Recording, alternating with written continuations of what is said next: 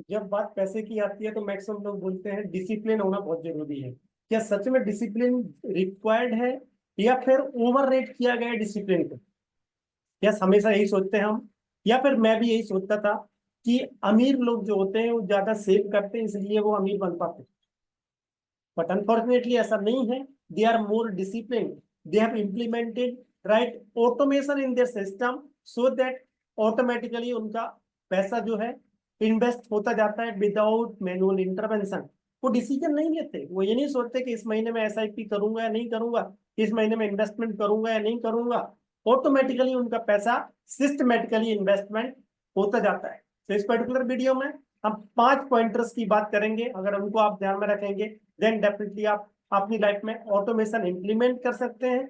और definitely automation जब होगा तो ऑटोमेटेड मिलेनियर भी बन सकते हैं आप।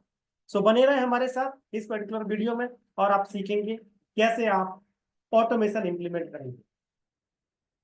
So point number 1, start with monthly money blueprint. It means आपको मंथली बजटिंग करनी है। आपको पता होना चाहिए कि आपके पास कितना अर्निंग आया, कितना पैसा आपने कहां से अर्न किया, और कितना पैसा आपका कौन सी चीज में जाने वाला है। इट मींस आपके हर पैसे का काम आपको पता होना चाहिए कि आप कहाँ लगाने वाले हैं। इसको मैं दूसरे लैंग्वेज में बोलता हूँ knowing your money inflow, knowing your money outflow. So यहाँ सिंपल रूल आप फॉलो कर सकते हैं, 50 30 एंड 20 रूल। आप 50% आपका जो भी नेसेसिटीज है उसके लिए जाएगा, 30% एंजॉयमेंट के लिए, जो आपकी डिजायर्स है उसको फुलफिल करने के लिए जाएगा, and 20% will go for future investment to achieve your financial goals. यहाँ से आता है point number 2, automate saving. Yes, जिस दिन आपके अकाउंट में सैलरी क्रेडिट होती है सेम डे आपको ऑटोमेशन के थ्रू, आपको मैनुअली नहीं करना, आप अपने बैंक को सिंपल इंस्ट्रक्शंस दे सकते हैं, ऑटोमेटिकली दूसरे अकाउंट में ट्रांसफर हो जाएगा। लेट सपोज 1 लाख रुपए कोई अर्न करता है तो उसको 20,000 नेक्स्ट दूसरे अकाउंट में ट्रांसफर कर देना ऑन द सेम डे, जिस दिन उसकी सैलरी क्रेडिट होती है या फिर इनकम आती है। क्योंकि जब आपने ट्रांसफर दूसरे अकाउंट में कर दिया, वहां से हम अपने जो फ्यूचर गोल्स हैं, जो हमने गोल्स डिटरमाइन किए हैं और गोल बेस्ड इन्वेस्टिंग जो हम कर रहे हैं उसके अकॉर्डिंग इन्वेस्टमेंट हमारा जाएगा। क्योंकि हमारे लिए डिसिप्लिन या लॉन्ग टर्म तक एक ही चीज को कंसिस्टेंटली फॉलो करना टफ होता है। हम मैनुअली इंटरवेंशन करने जाएंगे, कभी भूल जाएंगे, कभी हम दूसरे एक्टिविटीज में इन्वॉल्व होंगे, तो हम ज्यादा खर्चा भी कर देंगे और हमारे पास महीने के लास्ट में कुछ नहीं बचेगा जो हम सेव कर पाए। यहां से आता point number 3, use SIP for long term wealth. Yes, systematic investment plan आपको यूज करना है। एसआईपी जो है आपका इमोशनल डिसीजन मेकिंग जो है उसको एलिमिनेट कर देती है। आपको इंडेक्स फंड में इन्वेस्टमेंट कर सकते हैं, ईएलएसएस में इन्वेस्टमेंट कर सकते हैं, रिटायरमेंट फंड में इन्वेस्टमेंट कर सकते हैं, जो कि आपका लॉन्ग टर्म में कंपाउंड होगा और लॉन्ग टर्म में आपको अच्छा ग्रोथ देगा। यहां से आता point number 4, you must have enough emergency fund. आपकी सेफ्टी के लिए, आपके फ्यूचर गोल्स को फुलफिल करने के लिए ऑन टाइम, अगर आपके पास छोटा सा भी कोई इमरजेंसी सिचुएशन आती है तो आपके जो गोल के अकॉर्डिंग अपने इन्वेस्टमेंट किया that should not be disturb. उसके लिए आपके पास सेपरेट रिजर्व फंड होना चाहिए। आप उसको इमरजेंसी फंड नाम ना दें, आप उसको फ्यूचर गोल प्लानिंग या फिर कंटिजेंसी और बैकअप प्लान इस तरह से नाम दे सकते हैं। मिनिमम 3 मंथ्स के आपके एक्सपेंसेस के इक्विवेलेंट आपके पास इमरजेंसी फंड होना चाहिए। कहाँ इसको रखना है?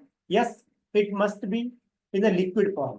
जब आपको जरूरत हो तब आपके पास पैसा मिल जाए। सो आप इसके लिए एक सेपरेट अकाउंट सेविंग अकाउंट में रख सकते हैं, कुछ आप कैश में रख सकते हैं, कुछ एफडी में रख सकते हैं, कुछ लिक्विड फंड्स में रख सकते हैं। इस तरह से आप प्रॉपरली डिस्ट्रीब्यूट करके उस फंड को रखेंगे ताकि आपको जब रिक्वायरमेंट हो उस टाइम पे आप यूज कर सकते हैं। यहां से एक बोनस टिप देता हूं, अगर आपके पास एनफ फंड्स है आपके इमरजेंसी के लिए, जो भी आईपीओस वगैरह आते हैं उसमें इन्वेस्टमेंट करके आप छोटा सा प्रॉफिट भी अर्न कर सकते हैं। उसके लिए आईपीओ एनालिसिस कैसे करनी है नेक्स्ट वीडियो में ला सकता हूं, अगर आप उसके लिए रेडी हैं, सीखना चाहते हैं आईपीओ कैसे एनालिसिस करनी है और कैसे अप्लाई करने हैं। So write IPO in the comment box if you want detail analysis of IPO.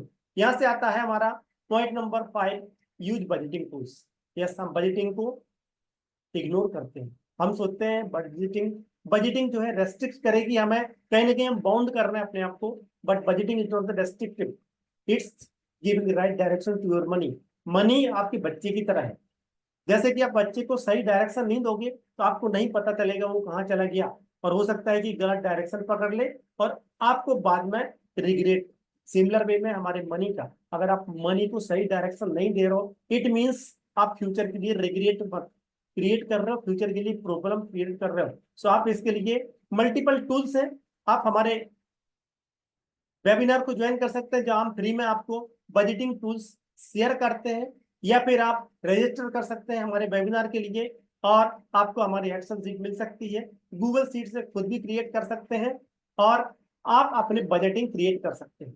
Then आपको करना है मंथली रिमाइंडर। आपने ये सिस्टम क्रिएट किया, आप अपने मनी को मॉनिटर करेंगे।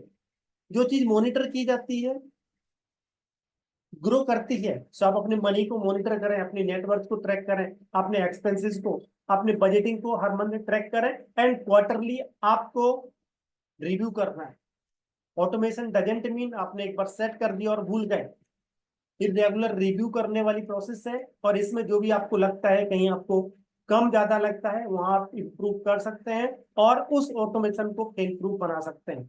अगर आप ये सब चीजें फॉलो करेंगे देन डेफिनेटली आपको फ्यूचर में अपने फाइनेंशियल गोल्स को मीट करने से कोई नहीं रोक सकता। साथ ही साथ आप अच्छी वेल्थ क्रिएट कर सकते हैं जो कि आपके अपने रिटायरमेंट के लिए रहेगा और अपने नेक्स्ट जनरेशन को ट्रांसफर करने के लिए भी यूज कर सकते हैं। So if you like this video, just check the description जहां आपको मिलेगा हमारे वेबिनार का लिंक। उस वेबिनार को रजिस्टर करें और डिटेल लर्निंग जाने कैसे आप मनी को मैनेज कर पाएंगे। Thank you.